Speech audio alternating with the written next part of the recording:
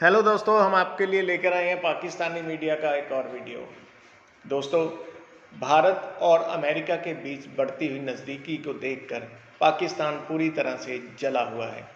Pakistan America पर ये इल्ज़ाम लगा रहा है कि अमेरिका ने पाकिस्तान को इस्तेमाल करके फेंक दिया है और भारत के बारे में पाकिस्तान का वही ख्याल है कि भारत पाकिस्तान का दुश्मन था, है और रहेगा।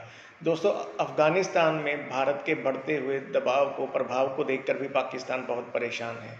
पाकिस्तान में जब भी कोई घटना होती है तो फ़ौरन उसका इल्ज़ाम भारत के सर पर लगा दिया जाता है। दोस्तों, पिछले दिनी अफ़गानिस्तान के एम्बेसडर की बेटी को इस्लामाबाद में अगवा कर लिया गया था। इसका इल्ज़ाम भी पाकिस्तानी मीडिया ने भारत के सर पर मढ़ा था।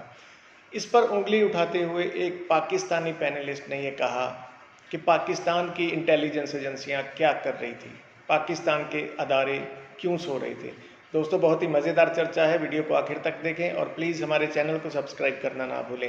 हम फिर हाजिर होंगे एक और वीडियो के साथ। तब तक खुश रहें, खुश रखें। जय हिंद, जय भारत। तो एक कड़वा सच है, भारत पाकिस्तान का दुश्मन था, है और रहेगा ताबक। और अमेरिका ने भी हमेशा माजी में हमें टिशू की तरह इस्तेमाल किया। इससे ज़्यादा ना हमारी कभी हैसियत थी, ना है, ना हो सकती है। कौन सा मुल्क है जो हमें धुले हुए कपड़े की तरह इस्तेमाल करके फेंक देता है? एफटीएफ पे बात करना चाहता हूं। इंडिया का बयान आया है कि उन्होंने कोशिश की है हमें इसकी ग्रे लिस्ट में रखने की। क्या दुनिया में गरीब मुल्कों की आर्म ट्विस्टिंग के लिए और उनको गुलाम बनाने के लिए हैं ये सारे स्कीमें? ये IMF, ये FATF, ये वर्ल्ड बैंक, इस किस्म की तमाम चीजें, ये छड़ियां हैं उनके हाथ में।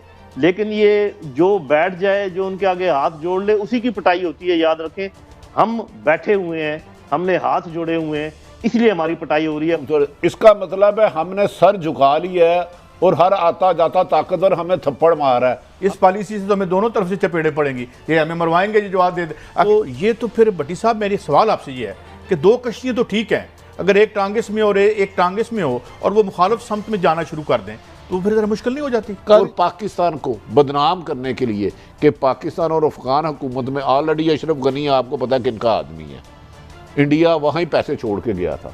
तो मलक साहब, इसके आने वाले दिनों में खौफनाक हक़ाइक़ आएंगे। मैं तो काजी साहब, आप भी बैठे थे आपके कमरे में, मुझे याद आ रहा था, मैंने कहा जब मैं छोटा था बहुत 1970 में ना इंडिया से एक जहाज़ आया था पाकिस्तान अगवा के, तो उस दौर में ना एक इंडिया ने बड़ा उस जहाज़ से एक फ़ायदा ये उठाया कि उन्होंने पाकिस्तान की एयर स्पेस बंद कर दी। मैं कोई एक्सपर्ट नहीं, मैं कॉमन सेंस की बात कर रहा हूँ। तो उसके बाद 71 में पाकिस्तान की जब वॉर हुई ना इंडिया में, तो पाकिस्तान को मशरकी पाकिस्तान जाने के लिए मगरबी पाकिस्तान से जहाज़ ही नहीं जा सकता था। इंडिया ने स्पेस बंद कर दी और पाकिस्तान को उस ज़माने में यहाँ से श्रीलंका बाई सी जाना, श्रीलंका से मशरकी पाकिस्तान साहब, इसका इंडिया लिखा होगा, नजर आ रहा है कि ये पैसे बंद करना चाहते हैं। मेरा एक सादा सा सवाल, इंडिया लिखा होगा, अमेरिका लूम में होगा, इसराइल लूम में होगा और पाकिस्तान का कौंसलखाना बंद किया जाएगा।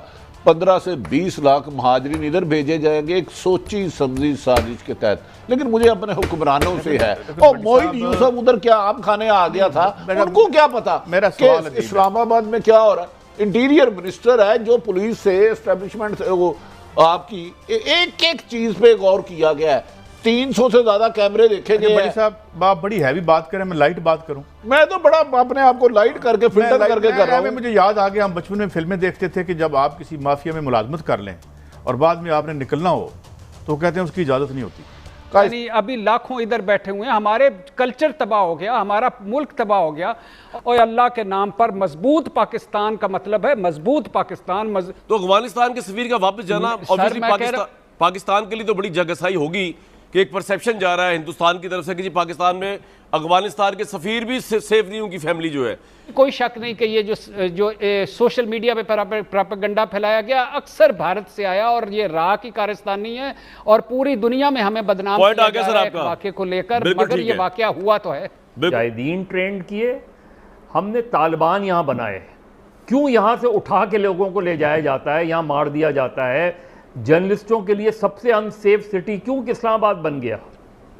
हम हो सकता है बाहर के एजेंट हो, सब कुछ है, लेकिन हमारी सिक्योरिटी क्या कर रही है, हमारी इंटेलिजेंस क्या कर रही है? फिर ये सेफ सिटी प्रोजेक्ट लगाने की ज़रूरत क्या है अगर आपकी इंटेलिजेंस इतनी नाक़िस है कि आपको पता ही नहीं चलता कि यहाँ से किसी को उठा के अफ़गानिस्तान ले जाया जाता है, किसी को उठा के जो है वो वज़ीरिस्तान ले जाया जाता है, किसी को इस्लामाबाद में ही गायब कर दिया जाता है, किसी को इस्लामाबाद में ही कत्ल कर दिया जाता है।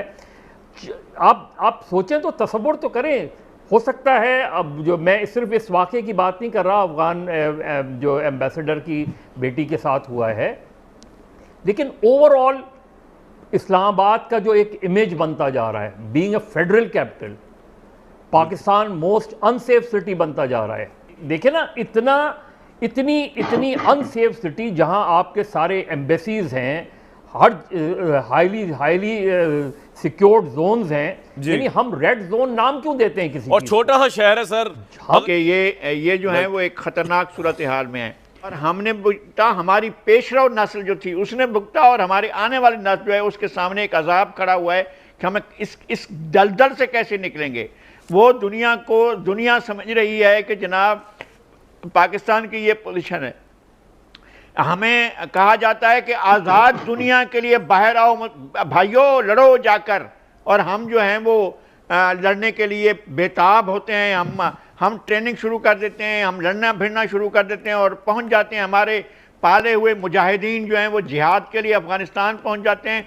और आके वास्ते इस मुल्क के लोगों पर रहम करो। 40 साल तक इस मुल्क के लोगों पर रहम नहीं किया गया, नहीं सोचा गया कि इनका मुस्तकबिल क्या होगा, क्या मुस्तकबिल होगा खैबर पख्तूनख्वा का, क्या मुस्तकबिल होगा बलूचिस्तान का, क्या मुस्तकबिल होगा हमारा पंजाब का, सिंध का, दीगर हमारे जो सराय की बेल्ट है, और वो वहाँ ऊपर गिलगित बल्तिस्तान, हमारे लोगों का क्या मुस्तकबिल होगा।